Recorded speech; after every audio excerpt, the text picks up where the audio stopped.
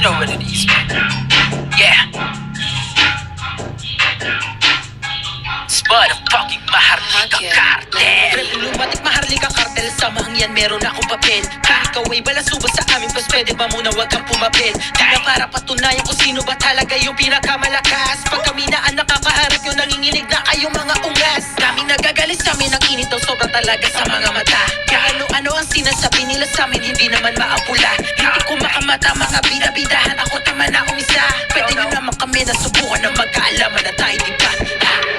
Representing MC, Maharlika Cartel, yeah. Ang mga susubok sa amin papataubin, yeah. May dugong Maharlika na laging palaban. Walang kinakatakutan, lahat ginagampanan. Representing MC, Maharlika Cartel, yeah. Ang mga susubok sa amin papataubin, yeah. May dugong Maharlika na laging palaban. Walang kinakatakutan, lahat ginagampanan. Kita nyo naman gano kalinis trumabaho. Mga gumagambala sa amin ay nagsisilaho. Lalo na pag si Patron Brandon na ang bumuboses. Sa aming pundasyon mga takot ang magsi-contest. Ninong Surex lagi ang nakaagabay sa organisasyon namin. Bawal peke, dapat tunay. Tugog pawis ang puhunan na ang aming tinaya. Di kami mabubuwag, malabo na magpagiba.